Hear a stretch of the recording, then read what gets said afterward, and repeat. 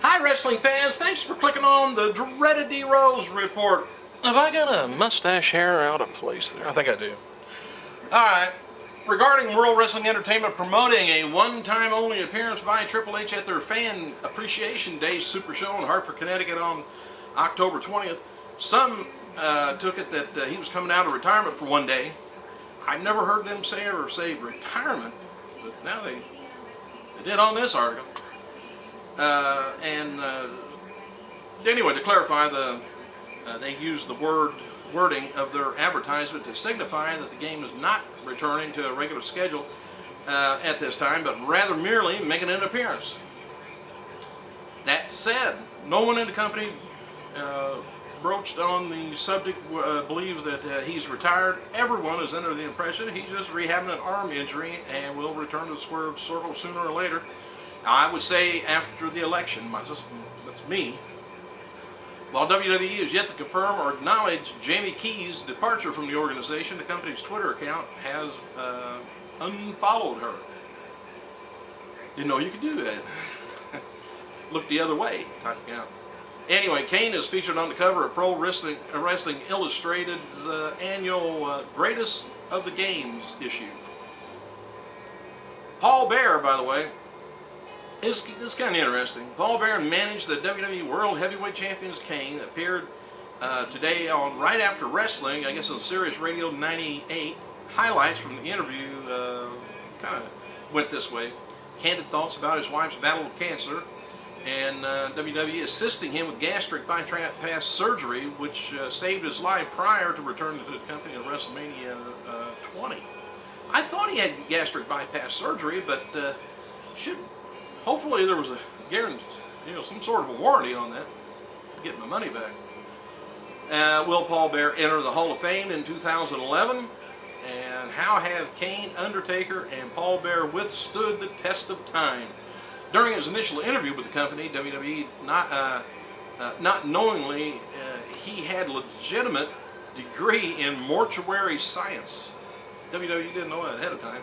And not knowing WWE was going to cast him as manager of The Undertaker, thought it was kind of strange. But he says, I've always been heavy. In fact, I was morbidly obese before WrestleMania 20.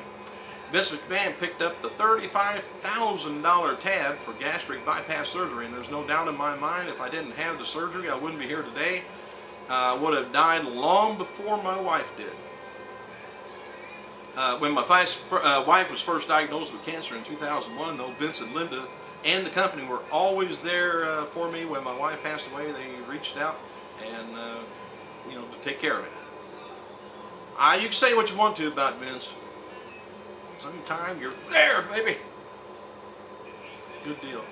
Anyway, the multi-time WWE Women's Champion Mickie James debuted an all-new look for her first bout in TNA Wrestling, which was taped. I don't know what that flash was. Well, I was having a flash back. But anyway, on last week's they taped for an upcoming edition of the international program Explosion, which I don't get. Anyway, the new look complements her country musician persona, and she's sporting a Daisy Duke shorts and plaid shirt during her encounter with Sarita. I have to look into that. I don't know.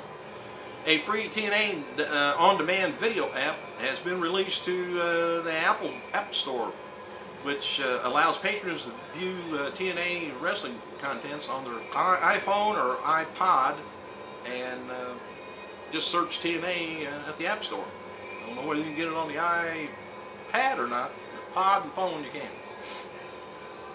TNA World Champion Jeff Hardy scheduled to appear on The Talk on CBS Tuesday. That's a new show on, it's on CBS. It says Tuesday. Well, that's got to be next Tuesday. Anyway, it's like The View, but it's a bunch of new girls on there. I think Sharon Osbourne's on there too. There was much bickering amongst the TNA locker room, by the way. Last week's television taping over at TMZs.com reports that Jersey Shore Jenny, of course, jwwow, was paid $15,000 for her appearance on Impact. Otherwise, however, they're kind of skeptic noted at TMZ said it's legitimate. Meanwhile, the company source was okay with the company's publicity stunt, even if the $15,000 figure is legitimate. They don't want to say, man. They'd have people in a big uproar over there. Says if you get TMZ to put it up and other people pick it up, then it's worth $15,000. Hulk Hogan earned a lot of respect from the locker room for his appearance on last week's television, despite his ongoing back issues. And that said, he was in great pain and unable to stand for long periods at a time while backstage. The wrestling legend largely kept to himself and was accompanied by longtime friends Ed Leslie, or Brutus the Barber, and Jimmy Hart. Mickie James's profile in the last edition of CMA Close-Up magazine, which is currently out on newsstands, featured the country music recording artists Brad Paisley and Carrie Underwood on the cover. You can check it out. I might. There's no further evidence that Kevin Nash's TNA status is changed at the moment. He is talking right now to TNA right now, but however, his contract is officially expired. Winter is one of the names being discussed for former WWE star Katie Lee Burchill. I don't know where they got. I guess they had 3-4 names to come up with. They came up with Winter. Could have been Fall if she was not very good. This past Friday, SmackDown was the most watched on Sci-Fi show on Friday night since back 2005, which they never did say what that was in 2005. That was a big deal. John Cena, he was, I think I might have told you all about that, guest host on a cartoon called Generator Rex. Anyway. They're getting a lot of feedback from, really it's a bunch of crap from its Stand Up for WWE thing. In fact, I'm trying to find this on here, but they're kind of after Linda, and they're doing investigating into her campaign to find out whether that's kind of connected, because it's not supposed to be. Anyway, here's what it was. Connecticut Democratic Congresswoman Chairman DiNardo or whatever has filed a complaint in the Federal Election Commission to determine whether Linda McMahon's Senate campaign is responsible for the new Stand Up for WWE campaign. She says in the statement earlier in the week, claiming that WWE is unfairly trying to get voters to vote for McMahon. McMahon's campaign spokesman Ed Petro calls the complaint utterly baseless. He's got to be an attorney. They always say that. But anyway, it says the campaign does not coordinate with WWE.